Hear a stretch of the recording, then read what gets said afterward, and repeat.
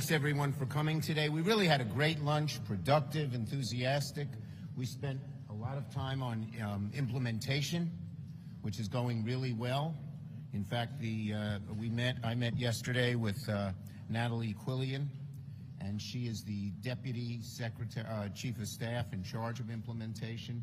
So we talked a lot about that and other things, and it was a great meeting. I want to thank Senators Reid and Blumenthal and Hirono for joining me today. So first on McCarthy and the debt ceiling. So this morning, Speaker McCarthy did an interview demanding to sit down with President Biden to negotiate a debt ceiling. Yet to date, after constant requests, Speaker McCarthy has yet to produce any type of plan detailing what specific cuts he wants in raising the debt ceiling. Today he said, what about $4 trillion in cuts? Well, what are they? A number is not a plan, especially a number that's so vague and amorphous that he doesn't name anything specific at all. So, you know, if they were to sit down, you'd have to ask yourself, what are Speaker McCarthy and President going to talk about? The weather? Without a plan. We have a plan. We want to pass the debt ceiling without hostage-taking, without brinksmanship, and just get it done like we've done under both Presidents Trump and Biden. They still don't have a plan. If Speaker McCarthy truly has a plan, then lay it out. This isn't about a number. It's about having details, facts, simply put, a plan. And at a time when our country needs a solution, the Republicans in the House are giving us just brinksmanship. We say back to Speaker McCarthy once again, because he hasn't advanced the ball one jot, show us your plan. The reason he doesn't want to do it, in my judgment, my humble judgment, because he can't get 218 votes for any plan. But the idea of saying what he said over and over again, let's meet without a plan, doesn't advance the ball forward one bit. We have a plan, they don't. Okay. Now, on the military generals, which is what we're mainly here to talk about today. As some of you know, a very troubling situation is developing in the Senate. One senator, just one single senator, my colleague from Alabama, Senator Tuberville, is blocking all general and flag officer confirmations, taking our military, our national security, our safety hostage. For years and years, both parties have worked together to quickly confirm the routine promotions of generals and flag officers without partisan bickering, without needless delay. It's important to be clear that Tuberville is not just blocking a targeted group of nominees. He is blocking all senior military officer promotions, creating a ripple effect, severely hindering our military's work in critical areas like Pacific and the Middle East. Our general to NATO, he's one of the people he's blocking at a time when we have a war with Putin in Ukraine. It's just horrible what he is doing. One member is blocking all of these people. Now, it's very simple. The senior senator from Alabama wants to make personal health care decisions for the women of our military. Not only does Senator Tuberville want to control the decisions women in the military make about their own health, he's willing to hurt our troops and our country to do so. Now, you know, gonna get stuck together. Here we go. So the senator from Alabama clearly risks permanently injecting politics into confirmation of routine military promotions, something risking our national security. And for what? So he can push the MAGA hard line on blocking women's choice, which the vast majority of women and all Americans do not support? That's beyond the pale. And let's be clear, the senator from Alabama's delay has been for months. It's reckless. It puts our security in general. Among the 160 nominees include 5 three-star generals, commanders for U.S. naval forces in the Pacific and the Middle East, areas we're confronting China and Iran respectively, and, as I said, the U.S. military representative to the NATO Military Committee. I know, he's saying, I feel passionately about this issue. Members often feel passionately about issues. I do. Every one of us here does. But you don't. If every senator who felt passionately held up all of our appointments to the military, our military would collapse. Collapse. Plain and simple. So, the obstruction is dangerous for our national security. I urge my Republican colleagues on the other side, a few of whom have already spoken out, to prevail on the senator from Alabama that what he is doing is very damaging to America, to our military, to our security, and not really fair to these general officers who've worked their way up and have schedules of promotions and then get delays for no reason that their fault. So as we wrap up this work session, I want to turn to Senator Reid, our chair of the Armed Services Committee, to further elaborate on this. Thank you, Chair. Thank you, Leader. Senator Tuberville has mounted a profound assault on the professionalism of the military of the United States. These ladies and gentlemen who are selected, it is based on their performance, their dedication, their sacrifice, their service. They are selected by other professionals strictly with respect to their skills, their talent, and above all, their commitment to the Constitution of this country. Now they're becoming political hostages. That's all. And that is a dangerous, dangerous trend for our military and also for our political process. We're in a situation now where we are beginning to see critical positions that are in jeopardy of not being filled in a timely way. One of them, as Senator Schumer alluded to, is the Fifth Fleet that operates in CENTCOM.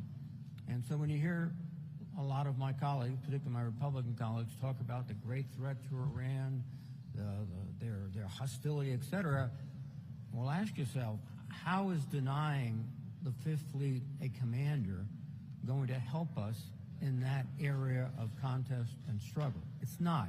It'll hurt us. As Senator Schumer also said, they are blocking the appointment of our U.S. military representative to NATO at a time when NATO is a key part of a worldwide coalition to help the Ukrainian people fight back their Russian invaders. Now, that's bad enough. We've got a lot of general officers that are on hold. But let's look ahead. Within the next 8 months, there will be approximately 80 general officer and flag officer nominees coming through our committee. These officers include 3 combatant commanders: Cybercom, Spacecom, and Northcom. 3 deputy combat commanders, the deputy at Cybercom, CENTCOM, and AFRICOM. 3 service chiefs of staff: the Army, the Chief of Naval Operations of the Navy, and the Commandant of the Marine Corps, and the Vice Chief of Staff of the Air Force. And in addition, in September, the term of the Chairman of the Joint Chiefs of Staff, General Milley, expires under law.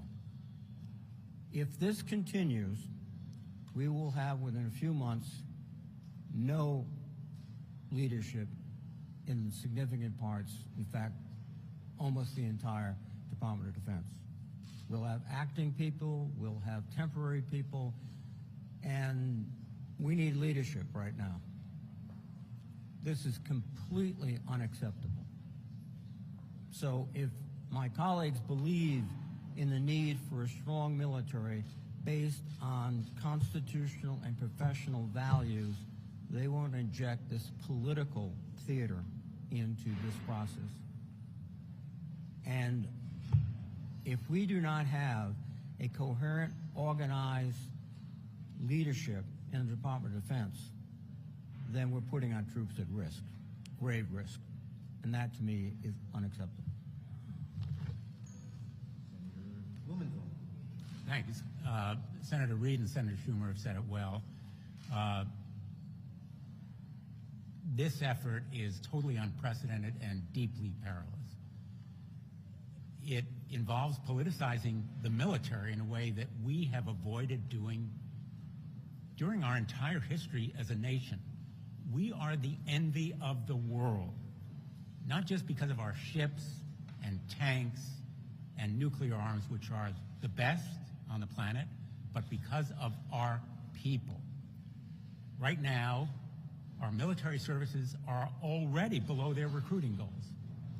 And what we're saying to the young men and women who are thinking about joining the military is one of the areas of American life that we have spared politicizing is now about to be degraded to that level. We cannot afford to allow this unprecedented and deeply dangerous trend to continue. Now, reproductive health care is health care. I trust women, particularly women who have joined our military, to make their own decisions. I trust women to make these decisions more than I trust any senator or any government official. And this health care is something that the women who join the ranks of our military deserve as a matter of health care. And let me just say finally, one senator paralyzing and politicizing our military leadership is completely intolerable. It ought to be intolerable for anybody on both sides of the aisle. I hope our Republican colleagues will express themselves unequivocally to our colleague from Alabama. And let me say to him, you've made your point.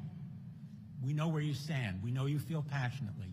Now let the military have the leadership it needs and deserves, and let women who join the military make their own health care decisions. Trust them to do it. I sometimes think on the Armed Services Committee about what our former colleague John McCain would think about an issue. And I think it's pretty clear what John McCain would think about this issue. Regardless of what you think about reproductive rights, our military should be above the political fray, and one senator should not interfere with our military leadership decisions.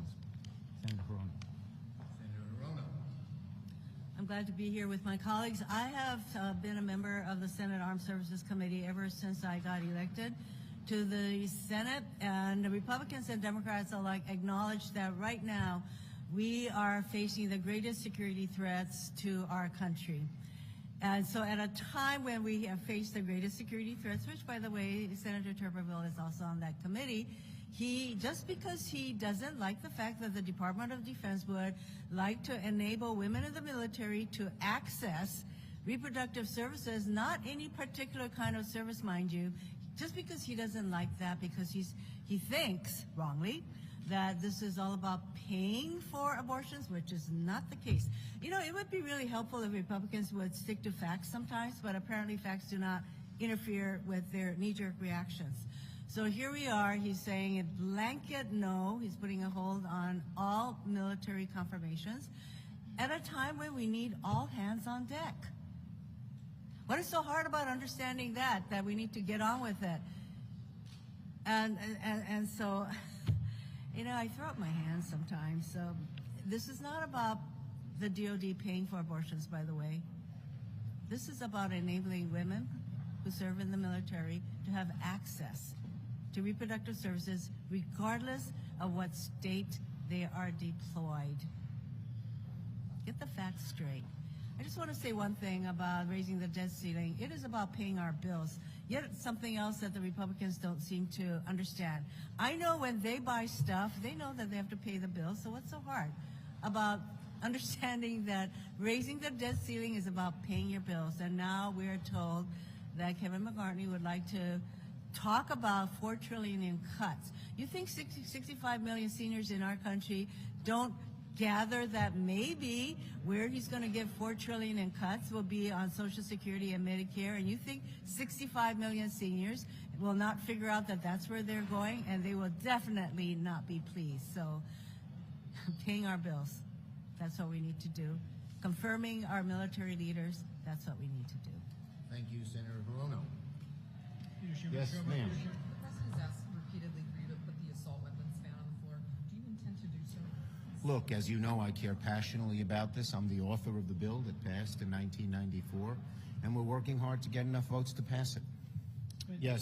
You have been critical of House Republicans when they have stepped in on the District of Columbia and their issues. There was an aide to Senator Paul who was stabbed in very serious condition the other night. What do you think should be done about D.C.? Do House Republicans have an argument when it comes to the oversight of D.C. when it pertains to crime, or is this an overreach? Look, at the bottom line is that we believe in both. We in the Democratic side, we believe in self-determination for D.C. and we believe in safety, and you try to find the right balance between the two. Yes. Senator Hawley says he's going to try to see DC this week for a bill to ban TikTok. Would you stand in the way of that? Look, this is a very serious issue, and there are national security concerns. We're going to look to our committees to find the best solution in that regard. Yes. Did you have a chance to fix the debt ceiling problem back in December when you still had two houses that were removed? You needed bipartisan support, and it wasn't there. Yes. Do you think Speaker McCarthy's letter to the president was any pressure on Democrats to negotiate? Why do you think he's doing it? I think he's really feeling pressure, but he has no solution. So he keeps saying the same thing. Sit down and negotiate. But as I said, if you sit down and negotiate, we have a plan, he doesn't. What are they going to do? Talk about the weather? And so, McCarthy, we continue to say to McCarthy and the House Republicans, show us your plan. Not some vague, amorphous number that doesn't talk about anything. No, he didn't advance the ball. It was just another sign of the pressure he's under, but he's not moving forward. Yes. You met with Julie Sue. How confident are you about getting Manchin, Sinema, and other moderates? Look, I met with Julie Sue. I think she's an extremely capable nominee. She will look out for the working people of America, as she has done, and we're going to do everything we can to get her passed. Leadership. Yes. Are you planning to put any sort of banking regulation bill on the floor in the coming weeks? Look, as I said, I believe we do need strong legislation in terms of banking, but we need bipartisan support. I'm very glad that Senator Brown is working in a bipartisan group to get something done. Leadership. Thank you, everybody.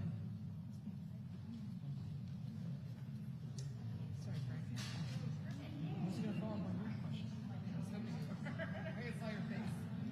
Because you don't get followed, so it's like, put bills on the floor before you. Right. Yeah, so you're saying you're nominating?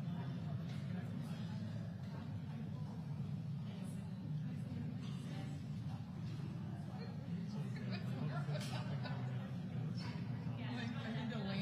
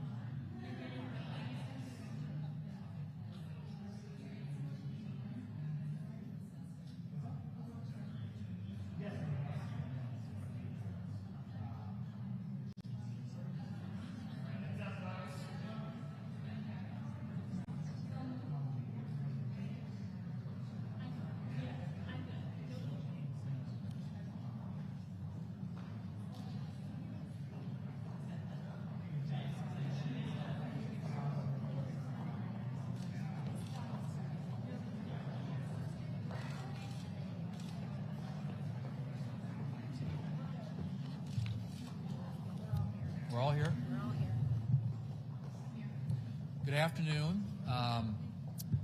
Last Thursday's and Friday's attacks on coalition bases, I think, were a reminder of the dangers that we face in the world, and particularly in that region from Iranian-backed militias and terrorists. And it was unacceptable that the administration didn't notify congressional leaders, Congress in general, literally for 12 hours after that happened. There was no notification made, and that is totally unacceptable. I will say that given the debate that we're having on the floor right now with respect to the authorizations for the use of military force, that what happened last weekend should bear on that. I think everybody needs to remember that we need to keep all the tools at our disposal when it comes to combating terrorism around the world. The House this week is going to take up energy legislation. It's something that we think is a big priority. We view energy security to be synonymous with national security.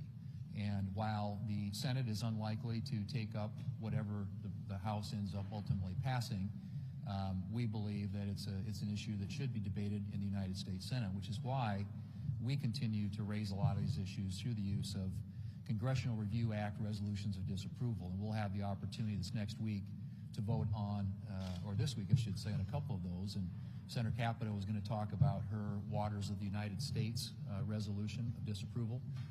It's a huge federal land grab, which, by the way, in the state of South Dakota would bring 86% of South Dakota's land under federal jurisdiction.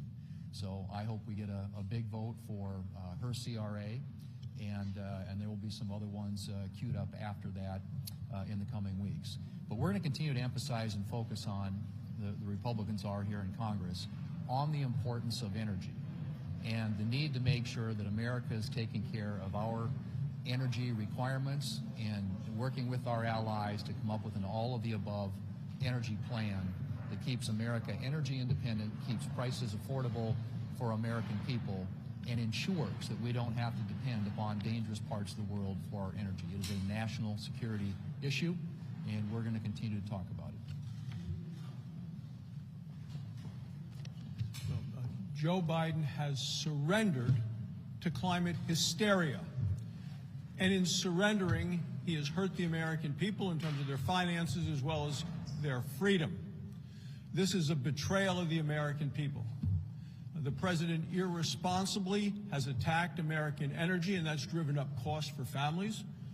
He's irresponsibly attacked American energy, and that has undermined our own national security. Now, the president talks about a commitment to green the grid. He does this while blindly ignoring the cost as well as the consequences of making energy more expensive and us more dependent upon others. This is a major mistake by the president and the administration. A president who cared about the American people would be looking for ways to produce more affordable, reliable American energy. But Joe Biden doesn't care about that. That's why energy prices are up close to 40% since the day he took office. People are hurting and people are angry. So the House of Representatives, this week, the Republicans in the House are bringing energy legislation to lower the cost of energy. A big part of that is focused on permitting, and that's something Democrats have claimed in the past to be for, to do permitting reform.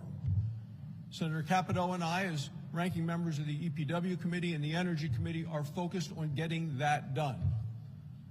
Well, we're looking at ways to put time limits on bureaucratic foot dragging that slows down projects, and dangerous and damaging and dilatory lawsuits that make it harder to get projects built. That's our focus. We need more American energy, more reliable energy, more affordable energy. Let's face it, our country has incredible energy resources. We have the best workers in the world, and we have American innovation. American innovation. Look, there is no reason that we should not be the leaders of the world when it comes to clean, affordable, and reliable energy. President Joe Biden is now threatening to veto a piece of legislation which would lower energy costs for Americans. This administration has become so beholden to the far left. All of these Green New Deal climate ideologists and extremists. And what they are so fixated on in this administration is making sure that everybody is driving an electric vehicle. An electric vehicle, folks. Think about it. Where do the batteries for those electric vehicles come from? They come from China. So what the administration is doing is saying we should be more reliant upon China and the batteries that require child and slave labor to produce. Instead of looking inward at the abundant resources that we have domestically, he continues as president to look outward and relying on our adversaries. But what I can say, coming from Iowa, we have a lot of really great resources that are readily available. They are abundant and they are cheaper. What am I talking about? It's biofuels. The administration knows that right now they can tap into biofuels and make it easier as we're approaching the summer driving season. And so I would encourage this administration, provide that E15 waiver. Let's allow E15 to be sold year-round, and let's do it right now, this summer, so that all of those drivers, those families that are going on vacation, if they are driving somewhere, they can pull up to a pump and they can tap into E15, providing cleaner, cheaper solutions. Well, tomorrow, as Senator Thune said, we're going to be considering another overreach by this administration, a regulatory overreach that impacts thousands, millions of acres and millions of small business people, millions of our farmers, our ranchers, our developers, all across this country. I am leading the effort to repeal the President's Waters of the U.S. rule. This is the rule that talks about navigable waters. It can be a farm pond, it can be an intermittent stream, or it could be the Ohio River. They don't sound the same, do they? No, I don't think you can navigate a farm pond too well. But this administration is reaching in to all of this to overreach with their new regulation of the waters of the U.S. So this impacts, as I said, particularly the American Farm Bureau, the West Virginia Farm Bureau. Charles Wilfong wrote an op-ed basically saying that this is another overreach by the administration. We want to have clean environment. We want to have a commitment every day to do it the right way as farmers. And yet this administration is going to come in. It's going to be costly. It's going to be disruptive. And it's going to put an onus of federal regulation where it has never been before into a lot of our private landowners. So I'm expecting that this will pass the United States Senate with bipartisan support. It's already passed the House. It will go to the president's desk, and we're going to challenge the president again to say, Mr. President, are you going to listen to the heartland of America where your overreach in your regulatory environment on the waters is going to penalize so many people and really make it impossible in a lot of ways? And as a reminder, the Supreme Court is considering, has under consideration a case called the Sackett case, which will be decided in June, where a lot of what's already in this regulation that the administration just put out is going to have to be most certainly redone, undone, and reshaped. So why in the world they went forward? We're going to send a message to the White House. No, this regulation does not fit. It does not help, and as a matter of fact, in a lot of ways it hurts. Just a minute on permitting. H.R. 1, I'm really proud of what the House is doing within that bill is permitting. I believe that we, as a body, Republicans and Democrats in the House and the Senate, along with the President, can get permitting reform. If we work it through our committees, which we're going to do, John over on energy and I'm over on EPW, work this through our committees because here's the deal. We passed the CHIPS bill. We passed the infrastructure bill. These are all great things. But if you can't permit any of it, you can't build it. You can't mine for a critical mineral right now to put in a chip because you can't permit a mine. So timelines, judicial review, and other parts of the permitting process are incredibly broken. We agree on this. I think as both Republicans and Democrats, it's trying to find that permitting reform. Let's see what the House brings. I think their bill is going to be really good, and I think it's going to be particularly impactful on the permitting legislation. So this morning, the Senate Banking Committee had a hearing. We had one of the top regulators from the Federal Reserve. We were questioning him about the Silicon Valley Bank failure. Banking is about managing risk, whether it's making a loan, you're always looking at risk. If you're on the management team of a bank, you're looking at risk, looking at the balance sheet. You're looking at your assets, you're looking at vulnerabilities. Go back to early 2021. We were debating up here on Capitol Hill whether or not we should pass a massive $1.9 trillion spending bill. Every single Democrat voted for it. Every Republican voted against it. Why? Well, there were a lot of reasons, but one of the reasons is because it was going to create inflationary pressures on the economy. Lawrence Summers, who was President Clinton's Secretary of Treasury, also one of President Obama's key advisors on the economy, was warning Democrats then about what this would do in terms of igniting inflation in the economy. Sadly, the Democrats didn't listen because Lawrence Summers was right. So what did the Federal Reserve have to do? They started to raise rates to combat this out-of-control inflation. That creates risk. Now, the San Francisco Fed, who's responsible for regulating the Silicon Valley Bank, they were asleep at the wheel. Instead of regulating, they took their eye off the ball and were focused on the green hallucination in pursuing the Democrats' dream. In fact, you go back to October of 22, as rates were starting to go up, to the San Francisco district said, here's what's top of mind for our work in the 12th district, taken right off their website. It says financial risks from climate change. That was the focus of the regulators. Meanwhile, you contrast that to the Richmond Fed over here in the 5th district, the other side of the country. They at the same time were saying rising rates and interest rate risk management was the key priority. This was then the perfect storm. Regulators took their eye off the ball. They missed the real risks of rising interest rates, decreasing bond values, liquidity challenges, because they were telling everybody it's all about the risk of climate change.